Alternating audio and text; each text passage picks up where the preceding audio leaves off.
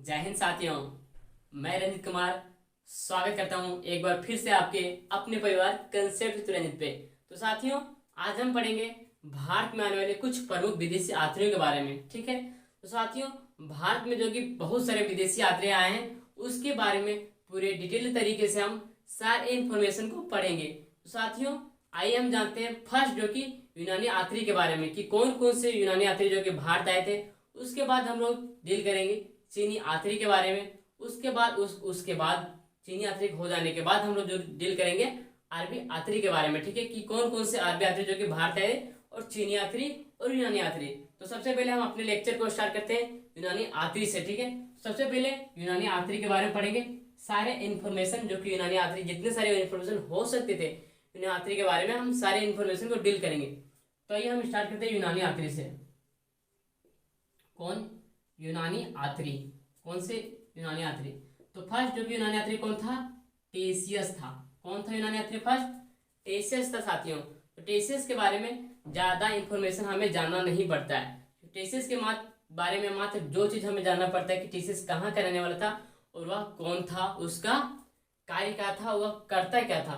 तो वह टेसियस जो कि फर्स्ट जो कि टेसियस के बारे में जानेंगे साथियों। टेसियस टेसियस टेसियस जो कि राजवेद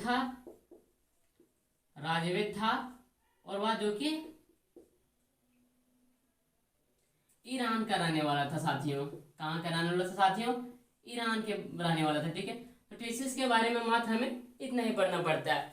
तो दूसरा यूनानी यात्री के बारे में हम लोग देखते हैं तो कि दूसरा यूनानी यात्री कौन है।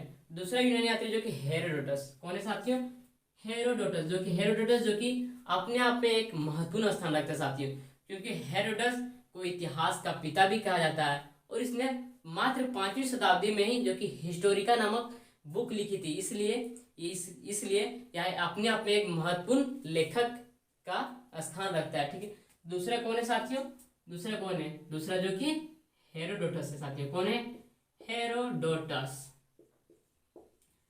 हेरोडोटस इसे इतिहास का पिता कहा जाता है। किसे, हिस्ट्री का, HISTO, हिस्ट्री का फादर कहा था। फादर ऑफ हिस्ट्री कौन है, फादर ऑफ हिस्ट्री किसे कहा जाता है, हेरोडोटस को कहा जाता है, क्योंकि इसने इतिहास में हिस्टोरिका नामक पुस्तक लिखा था।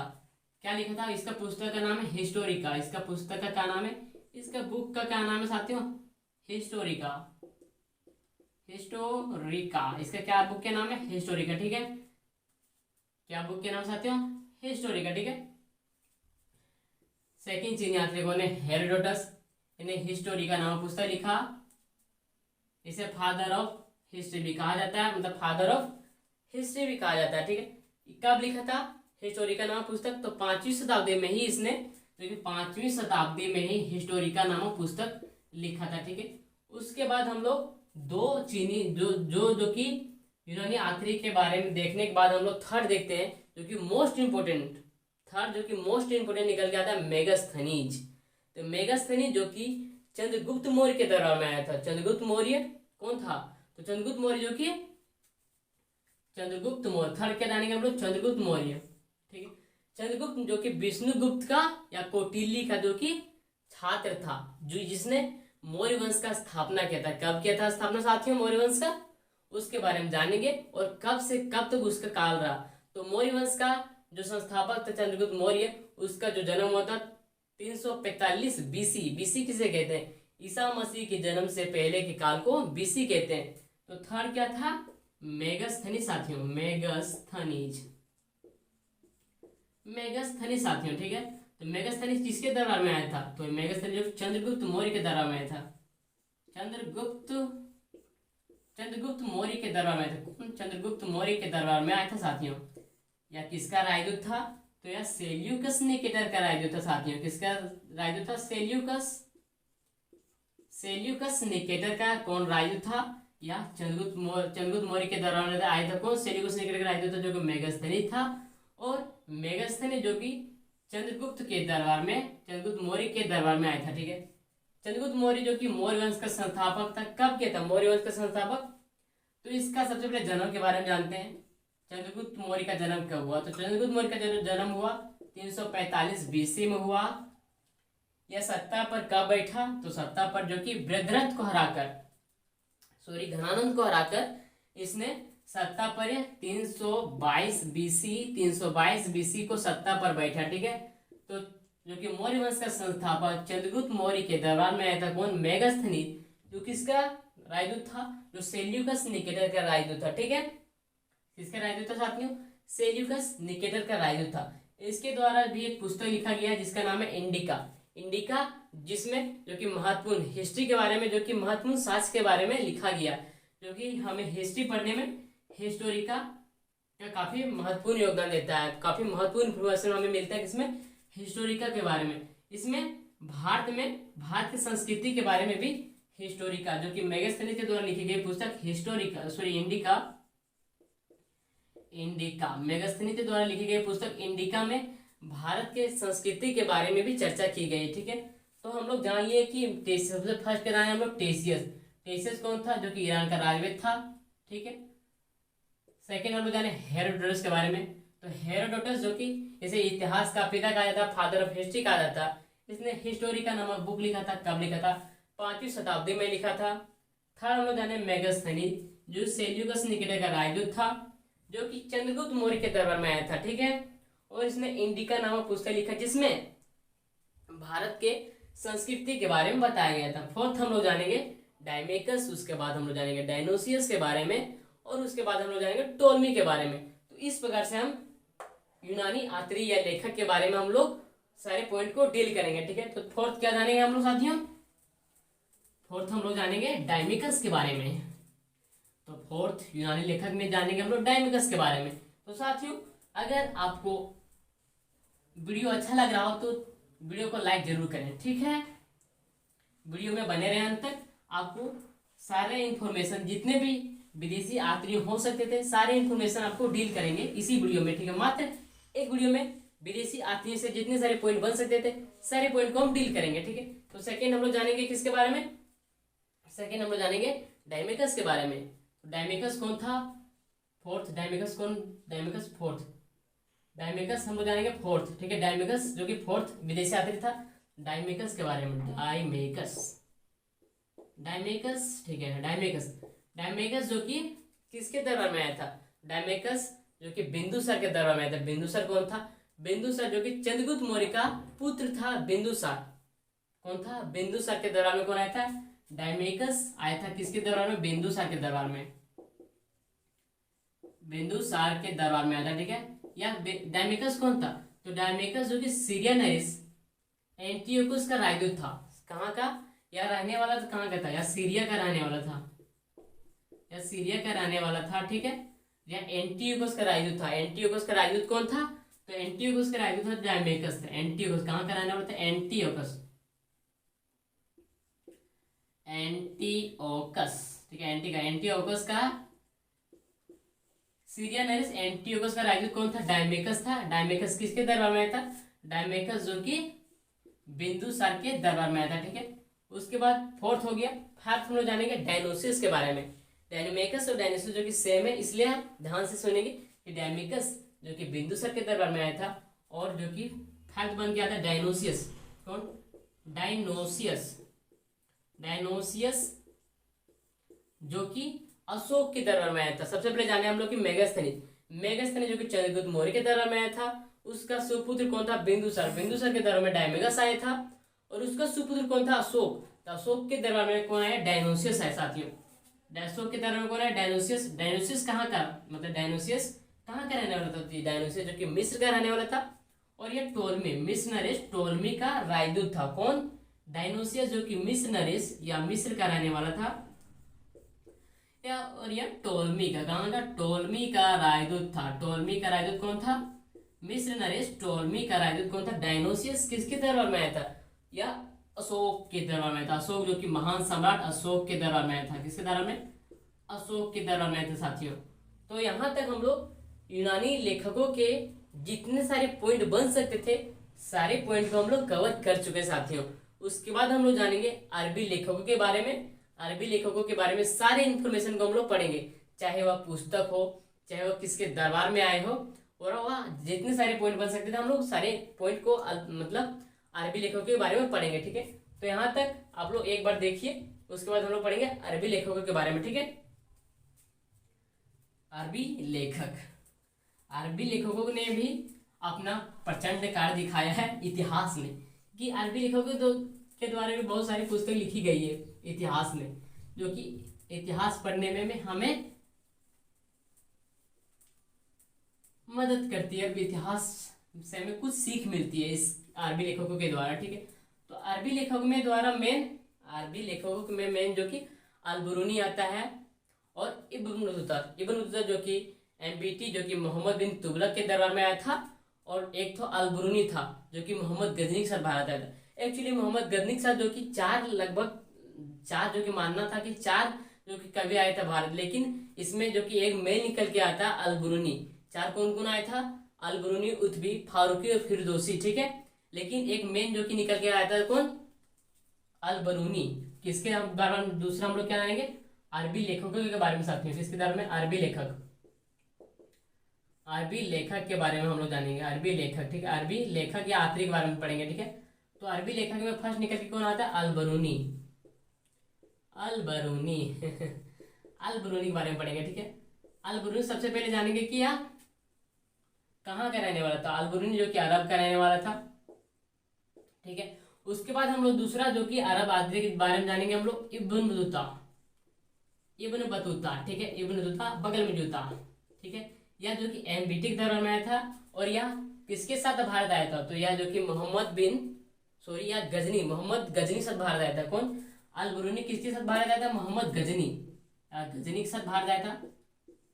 किसके साथ भारत आया था साथियों? गजनी जो कि एक खुरासान शासक था।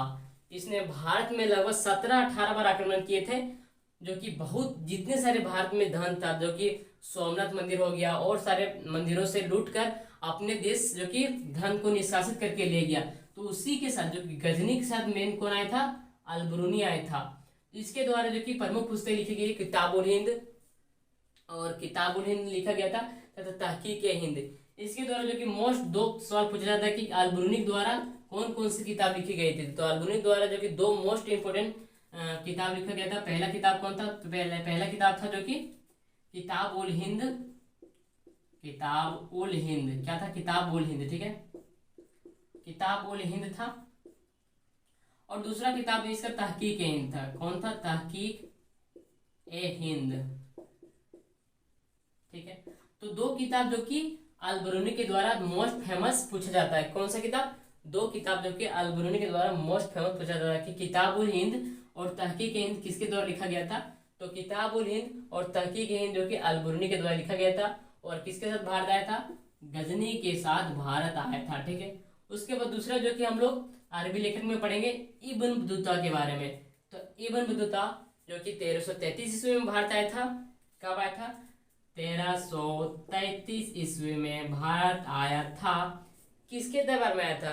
तो एमबीटी जो कि मोहम्मद बिन तुगलक के दरबार में आया था, जो कि अपने आप में जो कि सबसे खराब शासक उभर के आया था। कौन? मोहम्मद बिन तुगलक, क्योंकि इसके द्वारा जितने भी नीचे चलाए गए सब असफल हुआ था। चाहे दोआब क्षेत्र में कर वृद्धि हो, चाहे राजधानी परिवर्तन हो, चाहे सिक्का जो कि अपने द्वारा एक सिक्का चलाया गया था, वह भी फेल हो गया। इसीलिए जो कि मोहम्मद बिन तुगलक को एमबीटी, जो कि इसका शॉर्ट फॉर्म होता है एमबीटी, जो कि मोहम्मद बिन तुगलक को एक असफल शासक के रूप में माना जाता है। ठीक है, तो उसी के दौरान में कौन आया था?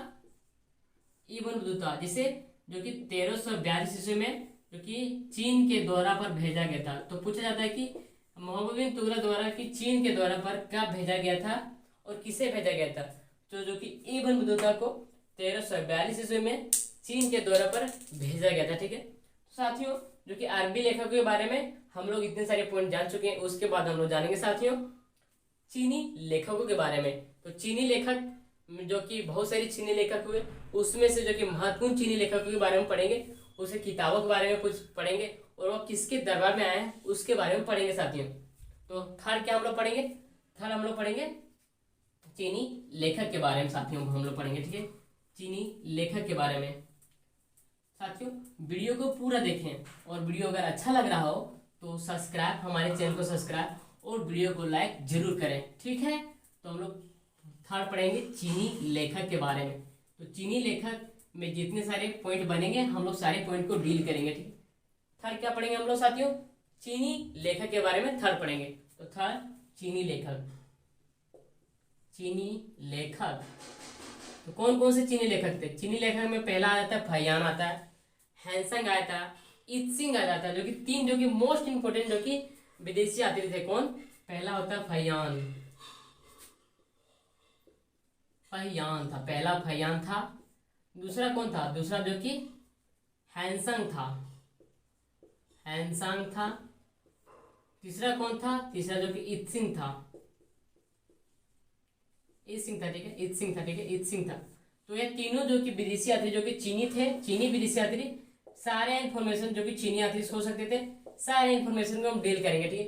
तो एक एक करके सबसे पहले जानते हैं हम फहियान के बारे में। फहियान कौन था, किसके दरबार में आया था, तथा फहियान के द्वारा लिखी गई पुस्तकों के बारे में जानेंगे, ठीक है। तो फहियान, फहियान जो कि चंद्रगुप्त द्वितीय के दरबार में आया था, चंद्रगुप्त द्वितीय। तो चंद्रगुप्त द्वितीय, गुप्त वंश आ गया यहाँ पे, गुप्त वंश। सबसे पहले जानेंगे गुप्त वंश के संस्थापक कौन थे और गुप्त वंश का उदय कैसे हुआ, ठीक है। तो गुप्त वंश के संस्थापक जो कि श्रीगुप्त को माना जाता है। तो गुप्त वंश के संस्थापक जो कि गुप्त वंश का स्थापना हुआ 200 लगभग अराउंड 240 माना जाता है, 240 एडी माना जाता है, ठीक है। एडी और बीसी में अंतर बता चुके हैं। एडी किसे कहते हैं? ईसा मसीह के जन्म के बाद एडी कहा जाता है, और ईसा मसीह के जन्म से पहले बीसी जो कि बिफोर क्राइस्ट और एना डेमोनी कहा जाता है, ठीक है। तो फहियान किसके दरबार में आया था? चंद्रगुप्त द्वितीय के दरबार में। किसके? चंद्रगुप्त द्वितीय के दरबार में कौन आया था? फहियान आया था। या कहाँ का रहने वाला था? चीन का रहने वाला था। इसके द्वारा कौन कौन सी किताब लिखी गई? तो इसके द्वारा जो कि फाक्यू की, एक मोस्ट इंपोर्टेंट सवाल निकल के आता है कि फाक्यू की पुस्तक कौन सी? फाक्यू की पुस्तक किसके द्वारा लिखा गया? तो फाक्यू की पुस्तक जो कि फहियान द्वारा लिखा गया था। किसके दरबार में आया था? चंद्रगुप्त द्वितीय के दरबार में आया था। कहाँ का रहने वाला था? चीन का रहने वाला था, ठीक है। उसके बाद हम लोग सेकेंड जानते हैं हैंसंग के बारे में साथियों।